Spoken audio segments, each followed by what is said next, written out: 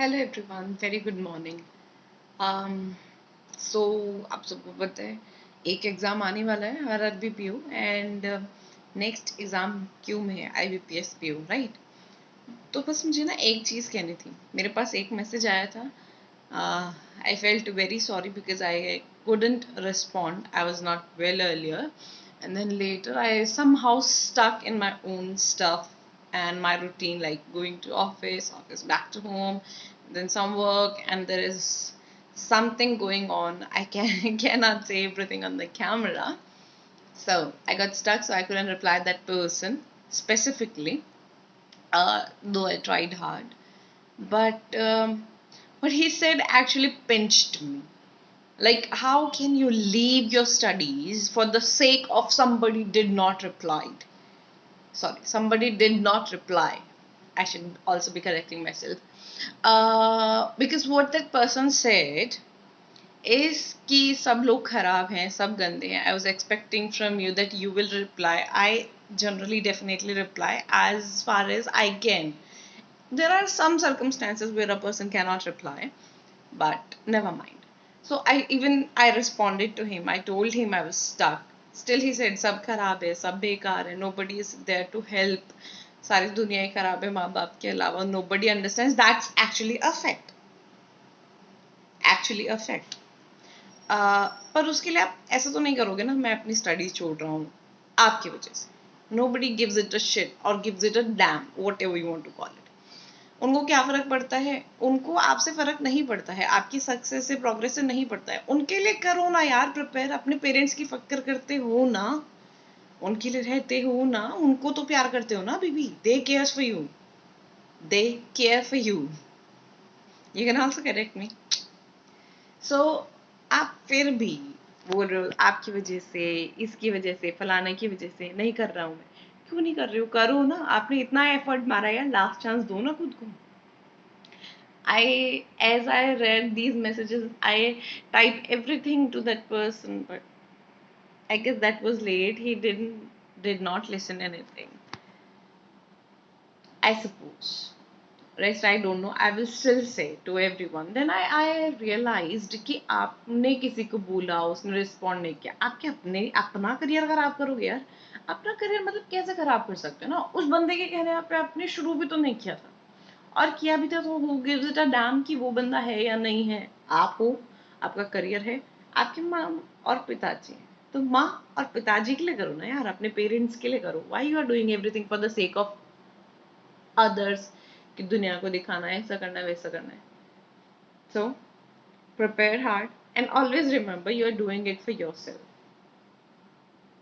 not for the sake of others.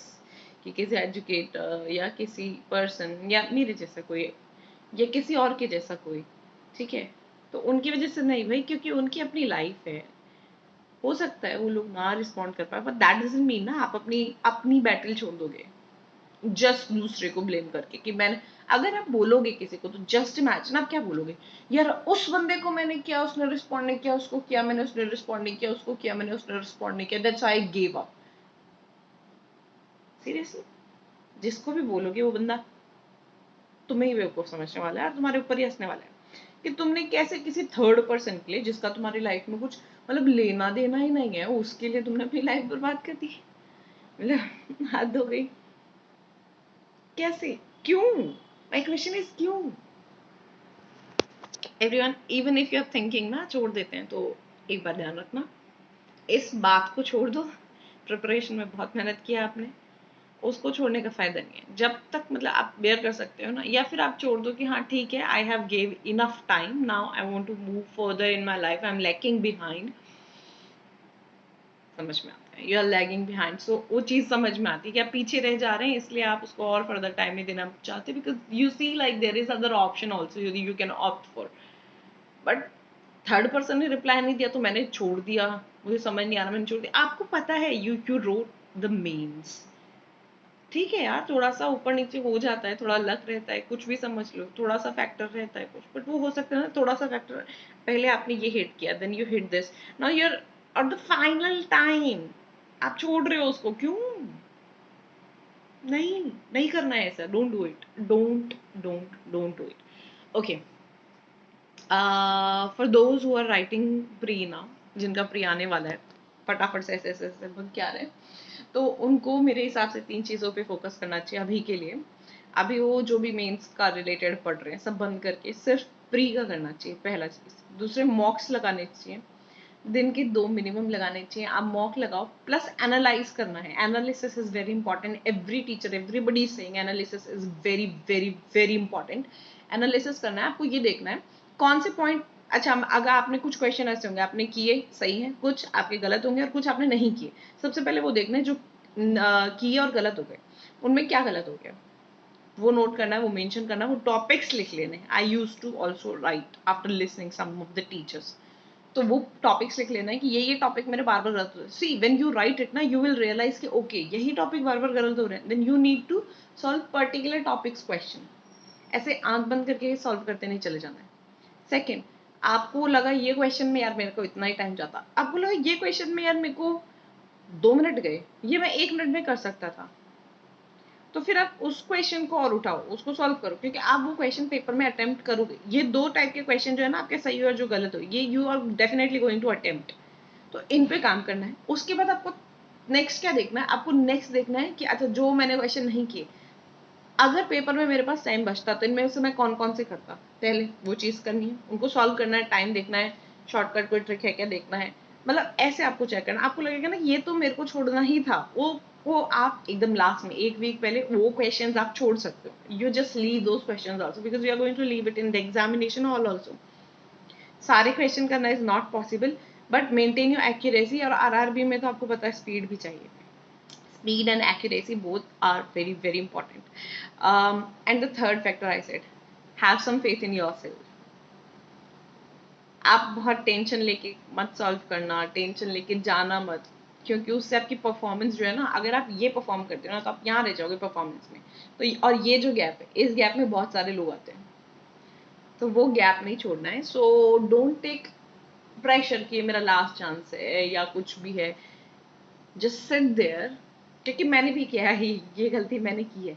जब आप tension लेते हो ना, इस बार मुझे निकालना ही है, करना ही है, तो आपको हर एक छोटी पॉइंट आउट होती, छोटी चीज पॉइंट आउट होगी। उन्होंने बोल दिया अरे जल्दी करो, तुमने लॉग इन नहीं किया, that will also hurt. somebody is talking, that will also, you will also notice that oh मेरे बारे में बात करें, you will feel मेरे बारे में बात करें, and as you get distracted from the track, you are not going to come back to the track.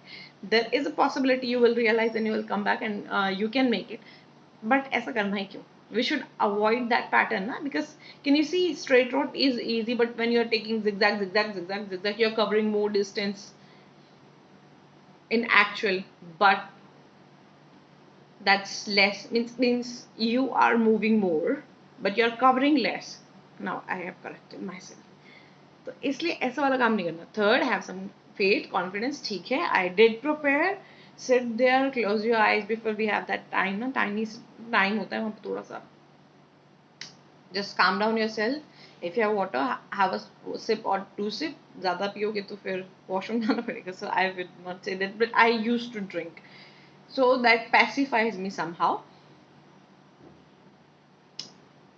शांत रहना जरूरी है when you are writing question paper और मीन्स ना, शांत रहना जरूरी है। चलो bye, good morning, good day.